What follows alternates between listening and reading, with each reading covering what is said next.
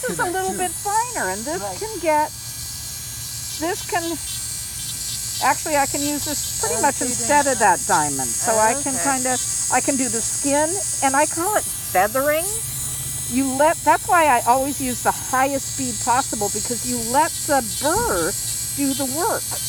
And if you have it slow, oh my goodness, there were some people at one point, they said, oh, never use a burr above 10,000 RPMs. Well, it defeats the whole purpose. Why do they make drills that go faster? So anyway, this little bit here, it's kind of callousy right underneath there. So I'm just using the tip to get in there and kind of just slowly.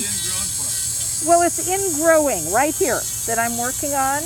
It's kind of, was it a slant? So it hasn't punctured yet. When it punctures, the spicule punctures, that's ingrown.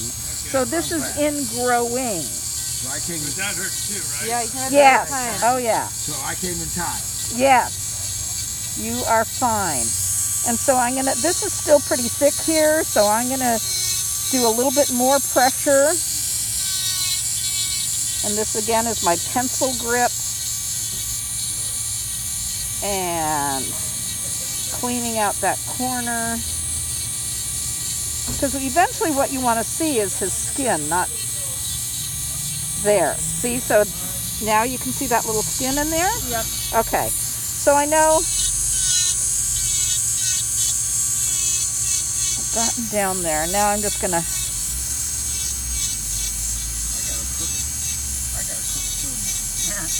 Yeah. So I can get it even thinner there. So I'm just going to press right.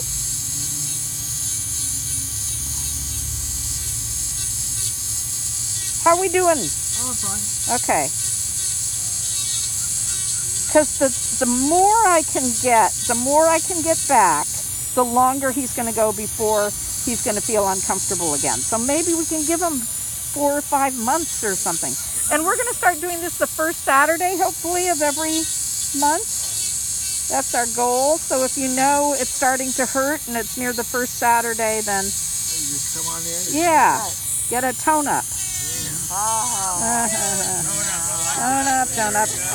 Good first. Thank you.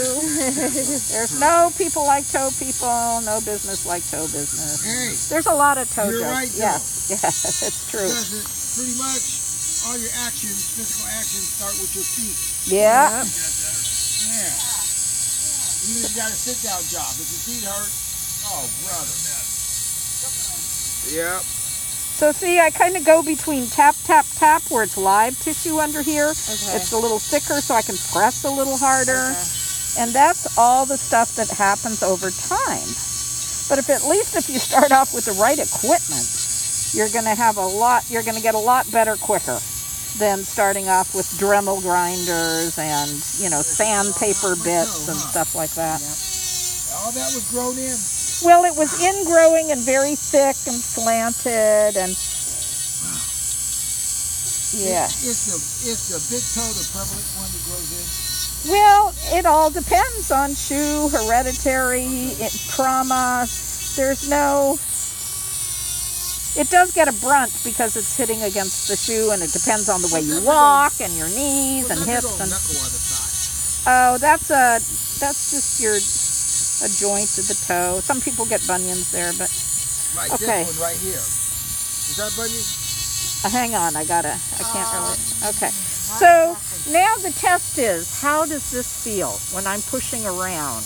It feels better. Much better, okay? Well, I put in the much. Does it? Yeah. He says it's better. Yeah. Okay. So still, I still have some sensitivity, but that might just be from it constantly doing it. Right. Maybe after a while, just, you know what I'm saying? That pressure. And the thing is, let me if you'd have done that with the nail there, it wouldn't have felt good at all.